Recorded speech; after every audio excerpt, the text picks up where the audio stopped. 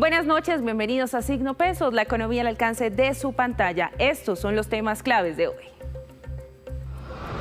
Las propuestas fiscales de los tres candidatos presidenciales que lideran las encuestas en Colombia. El análisis lo hizo el Observatorio Fiscal de la Universidad Javeriana. En minutos hablaremos con Mauricio Salazar, director del observatorio, sobre este informe y las principales conclusiones. El boom de la movilidad eléctrica liviana. Fenalco Bogotá adelantó en Bogotá una gran feria sobre las nuevas tendencias en movilidad sostenible. ¿Cuáles son las opciones más demandadas y sus precios? Les tenemos todos los detalles. Los impactos económicos del fraude digital. La Central de Riesgo TransUnion midió el pulso a este tema que afecta a miles de colombianos. Les contamos cuáles son las modalidades más recurrentes.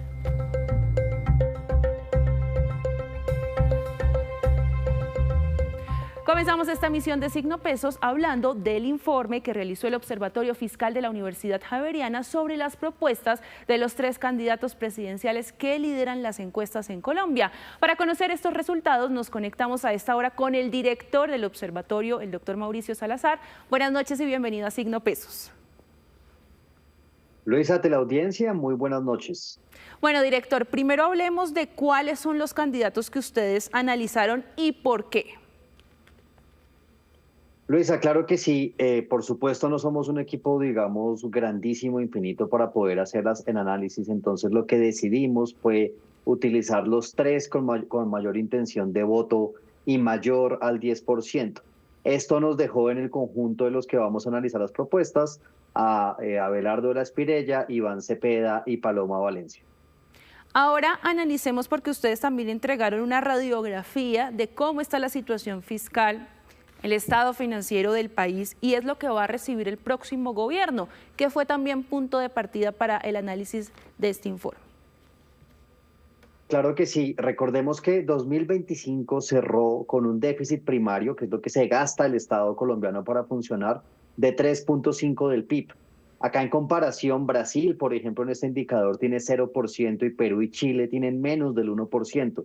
Y esto lo que nos muestra es que el Estado colombiano se está gastando demasiado para funcionar. Por otro lado, 2024 y 2025 fueron años donde el recaudo estuvo por debajo de lo esperado y el año pasado fue 0.9 puntos del PIB. Y esto un poco lo que nos muestra es que justo le está faltando plata propia al Estado para funcionar, y el reflejo de esto pues es un 58.5% de deuda neta sobre el PIB. Esto es entonces lo que va a recibir el próximo gobierno. Ahora entremos en detalle con este informe sobre las propuestas fiscales de estos tres candidatos que usted mencionó, director. ¿Cuáles son las conclusiones generales? Claro, las conclusiones generales y algo, digamos, es que en términos, bueno, acá lo que hicimos fueron propuestas en tres ejes: tributario, gasto público y regla fiscal. Entonces, ¿qué encontramos, digamos, en general? En regla fiscal, el candidato Iván Cepeda no hizo menciones en su plan de gobierno. Lo que hicimos fue coger los documentos escritos para hacer este análisis. Nosotros fuimos a las campañas y les dijimos esto fue lo que encontramos, y la única campaña que nos respondió fue justamente la de Iván Cepeda como tal el comentario. Abelardo de la Espirella y Paloma Valencia hicieron dos, digamos, menciones sobre regla fiscal. Entonces, en regla fiscal ese es el hallazgo. En términos tributarios, algo que es bastante interesante es que todos tienen, digamos, propuestas en términos de género. Esto nos pareció bastante interesante y, digamos, brilló por su ausencia una reforma estructural a los beneficios tributarios, que, digamos, es algo que pues Colombia tiene bastante alto y tiene el nivel más alto, digamos, en América Latina. En términos de gasto público, que es la otra característica, lo que hicimos fue, si ustedes van al informe van a encontrar los 32 sectores del PGN y las propuestas de cada uno. Un poco lo que encontramos es que hay una apuesta estratégica, digamos, diferente relativo a los sectores. Iván Cepeda tiene más propuestas en el sector agrario, digamos, Abelardo y Paloma tienen más en defensa, Paloma en salud. Entonces, la comparación, digamos, entre las estrategias de gasto nos permite ver las diferencias entre los candidatos. Sí, vemos aquí este cuadrito que ustedes entregaron en este informe y es el número de propuestas identificadas con los criterios de selección. Entonces, propuestas tributarias, gasto público, regla fiscal, que era lo que usted comentaba, director. Entonces, entremos también en detalle de cuáles fueron las conclusiones particulares de las propuestas de cada uno de estos candidatos, qué ventajas y desventajas identificaron. Entonces, adelante para que nos hable de cada uno. Y Luisa, ya que mostró esa tabla para aclararle a toda la teleaudiencia, nosotros la metodología que utilizamos fue ir al documento escrito e identificar la propuesta. ¿Qué es una propuesta? Tiene que haber un verbo de acción, tiene que haber un mecanismo concreto de política y tiene que ser atribuible al poder nacional. Entonces, eso fue, digamos, lo que utilizamos. En términos, digamos, del candidato Iván Cepeda, el eje de las propuestas tributarias hablan del fortalecimiento del recaudo bajo criterios de equidad y progresividad, lucha contra la evasión fiscal y fortalecimiento de la capacidad de recaudo del Estado. También tiene, digamos, un tema de incentivos tributarios a jóvenes certificados. Sin embargo, digamos, esta palabra fue algo que no encontramos la definición. Ninguno de los tres candidatos, perdón, ni Iván Cepeda ni Abelardo tienen temas de impuestos territoriales, que pues ya les contaré quién sí tiene, digamos, propuestas en este estilo. En términos de gasto público, lo que uno encuentra es que Iván Cepeda tiene básicamente una estrategia en la cual el Estado provee más bienes y servicios y, digamos, le quita participación al mercado. Ahora hablemos de Abelardo de la Espriella. Claro, entonces Abelardo de la Espriella tiene un enfoque un poco más basado en estímulos a las empresas, en reducir, digamos, impuestos. Entonces, en términos tributarios, esta parte es interesante. Tiene un enfoque, digamos, de simplificación del sistema tributario. Que como mencionaba, uno de los grandes problemas no es que tenemos demasiados beneficios. Él no habla explícitamente, digamos, de reducirlos, pero dice simplificar regulatoriamente todo el tema tributario.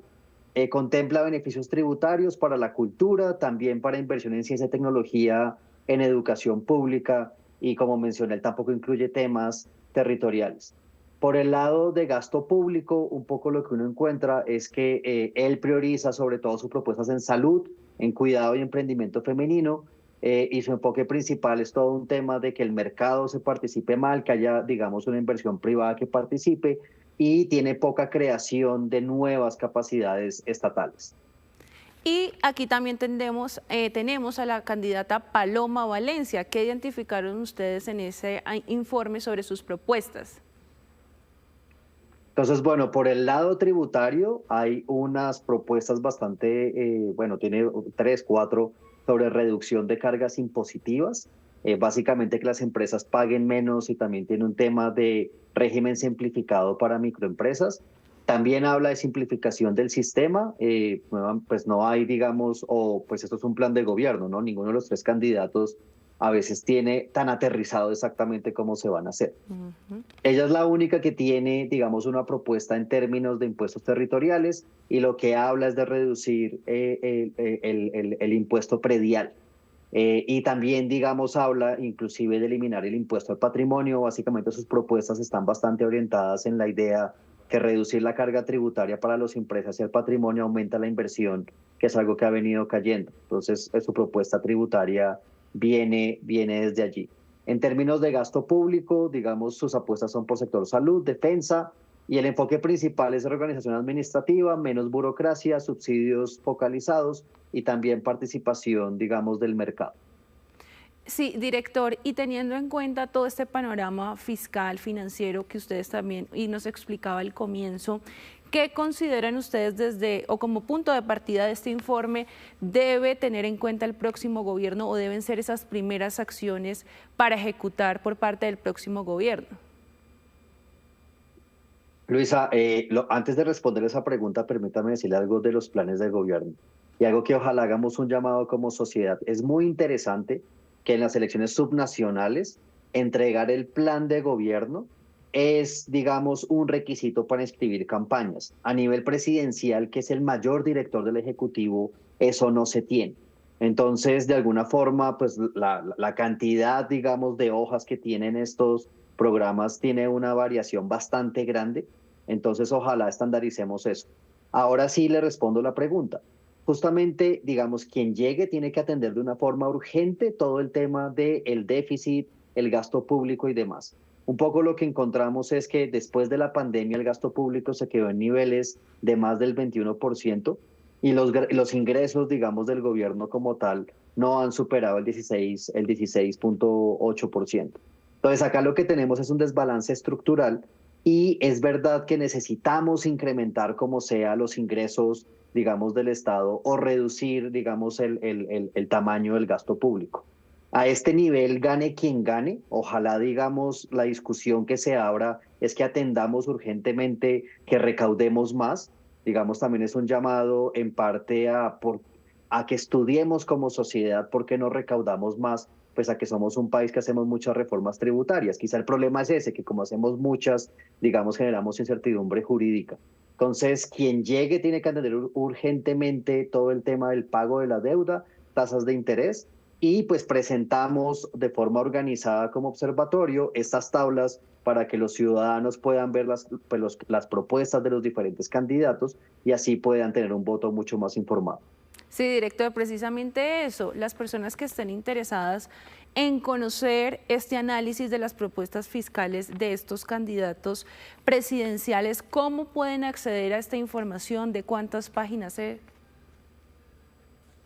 Sí, en la página ofiscal.com pueden encontrar el informe. Ahí van a encontrar una parte que se llama justamente informes. Ahí nosotros publicamos todo lo que nosotros hacemos es público y ahí lo pueden encontrar y descargar. La extensión es aproximadamente unas 20 páginas. Gran parte, digamos, en lo que se nos va es en mostrar las tablas, como mencionaba, de lo tributario, lo de gasto público, lo de regla fiscal. También, digamos, justo para un tema de transparencia, lo que hicimos fue tomar las citas casi textuales de los documentos que les mencionaba, para que no se dé, digamos, para alguna interpretación o sesgo. Entonces ahí encuentran este informe que ojalá informe el voto.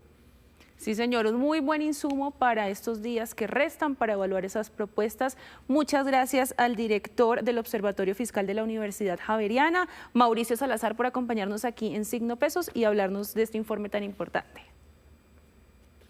Sí, muy buenas noches. Ojalá el domingo sea una jornada, digamos, de fiesta democrática y ojalá el voto sea informado. Muchas gracias, director. Y así hacemos una breve pausa, pero cuando regresemos espere el dato de los países con una inflación alta.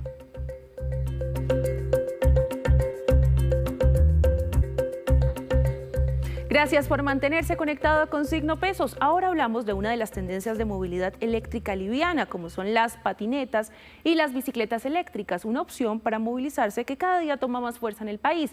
Para que nos cuente más detalles sobre este auge y sobre la feria que se está desarrollando en Bogotá, nos conectamos con el director de FENALCO Bogotá y Cundinamarca, Juan Esteban Orrego. Buenas noches, director, y bienvenido a Signo Pesos. Luisa, buenas noches, un placer estar acá con ustedes. Bueno, primero hablemos en qué consiste esta feria y por qué tuvieron esta iniciativa. Bueno, es una feria que se está realizando en este momento en la plazoleta del Centro Comercial Los Héroes, donde los comerciantes afiliados a FENALCO de este sector exponen sus productos, tienen grandes promociones, hay capacitación para las personas que utilizan las patinetas, les enseñan a utilizar además los accesorios y además hay planes importantes de financiación y de seguros. ¿Cómo han visto ustedes el comportamiento de esta tendencia en movilidad? Y me acordaba justamente que hace algunos días he escuchado a algunos bogotanos diciendo: yo prefiero comprarme una patineta o una bicicleta eléctrica para llegar a mi trabajo en 20 minutos y no meterme en un trancón. Así es, la verdad es que ha tenido un crecimiento exponencial porque pues es una alternativa que es amable con el medio ambiente, es mucho más económica y pues la verdad cada vez está más congestionada la ciudad con todas las obras tan importantes que se están haciendo. Entonces esto se convierte en una alternativa muy importante para los usuarios que les permite estarse moviendo de una forma más rápida y obviamente mientras lo hagan en una forma responsable es una gran alternativa para la movilidad. ¿Qué opciones hay en el mercado? Usted mencionaba que varios afiliados a FENALCO están apostándole por este tipo de movilidad. ¿Están creciendo los negocios que se dedican a la venta de este tipo de movilidad eléctrica? Sí, porque hay una demanda muy importante y pues la verdad vemos desde patinetas, bicicletas, inclusive motos eléctricas que cada vez se ven con más frecuencia en las calles de Bogotá y en muchos otros lugares del país. Y hablemos un poco también de ese abanico de precios. Usted hablaba de que algunas son muy asequibles. ¿Desde cuánto más o menos? Pues conseguimos alternativas inclusive por debajo del 1.000.000 de pesos, hasta pues obviamente cifras mucho más altas porque cada vez tienen más ofertas y más alternativas.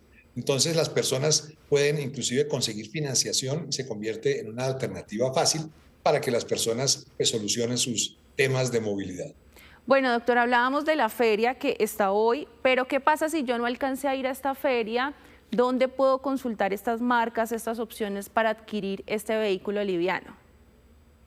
Bueno, pues la verdad es que tienen publicidad por todas partes, en redes y demás, y a través de la página de Penalco también pueden conseguir información acerca de las alternativas que tienen los empresarios que tienen pues, estos productos y que pues están cada vez con más auge y con una oferta muy importante para atender las necesidades de los bogotanos y de los colombianos en general.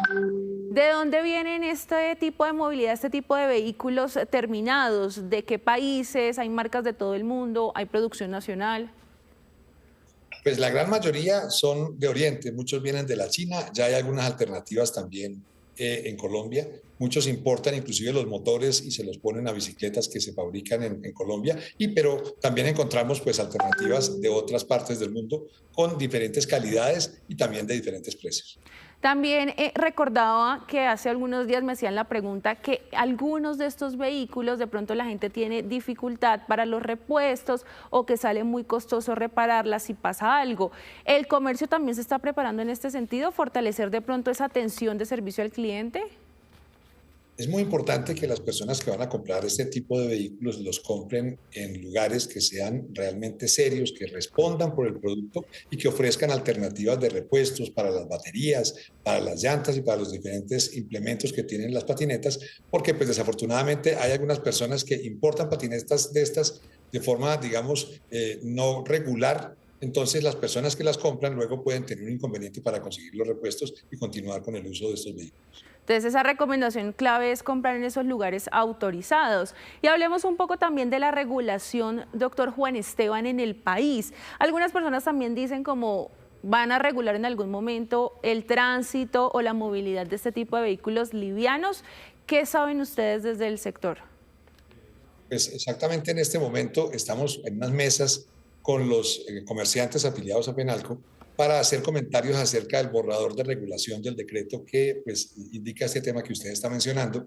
Y la idea es presentar pues, todos los comentarios buscando que esto sea cada vez más, digamos, más solidario con las personas, que la gente pueda moverse con tranquilidad, respetando las reglas de tránsito, utilizando los elementos que se requieren para poder estar protegidos y respetando los límites de velocidad y los lugares por donde pueden transitar.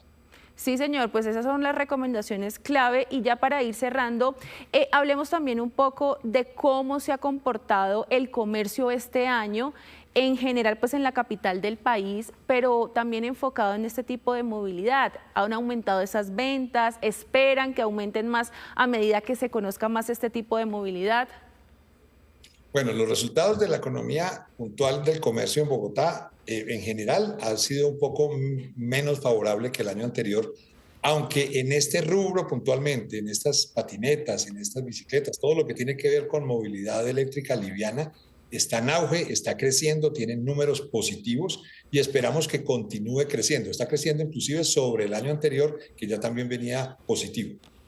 Bueno, quiero agradecerle al doctor Juan Esteban Orrego, director ejecutivo de Fenalco Bogotá, Cundinamarca, por acompañarnos aquí en Signo Pesos, por esas recomendaciones tan importantes para la gente si está pensando en comprar este tipo de movilidad. Muchas gracias, director. Luisa, muchas gracias. Feliz noche para todos. Y cambiamos de tema porque la Central de Riesgo TransUnion realizó un informe sobre fraude digital. Entre los datos que resaltan está que cayó 74% el fraude digital en Colombia, bajó de 8.9% a 2.3% en el último año. Sin embargo, no debe ser una razón para bajar la guardia porque los ciberdelincuentes están al acecho. Esto dijo al respecto Diana Martínez, directora de Soluciones, Prevención en Fraude de TransUnion. El mayor riesgo de fraude digital en Colombia se presentó en las transacciones relacionadas con entidades gubernamentales, con una tasa de intento de fraude de 10% durante 2025. Los estafadores están aprovechando la imagen y las comunicaciones oficiales de entidades públicas para hacerse pasar por organismos gubernamentales y engañar a los ciudadanos. Las llamadas telefónicas y los mensajes de texto fraudulentos fueron el principal canal de pérdida de dinero por fraude digital para los consumidores colombianos. El 25% de quienes dijeron haber sido víctimas fueron engañados a través de estos medios. Cada vez más los ciberdelincuentes están logrando infiltrarse en entornos digitales que parecen creíbles, familiares y de confianza para los usuarios. Según nuestro más reciente reporte anual TransUnion, los intentos de fraude digital en Colombia cayeron 74% durante el último año. Pasaron de 8,9% a 2,3% entre 2024 y 2025. A pesar de esta reducción, los estafadores siguen utilizando tácticas basadas en el engaño y la confianza para evadir los controles de seguridad tradicionales. Entre los consumidores colombianos que afirmaron haber perdido dinero por fraude digital, la mediana de la pérdida reportada fue de 5,8 millones de pesos. Y antes de despedirnos los dejo con este dato: países con la inflación más alta. En primer lugar está Venezuela, luego Sudán del Sur, en tercer lugar está Irán, Turquía y Argentina. Y así terminamos por hoy. Los esperamos mañana con una nueva emisión y toda la información económica que usted necesita saber. Esto es Signo Pesos, la economía al alcance de su pantalla. Feliz noche para todos.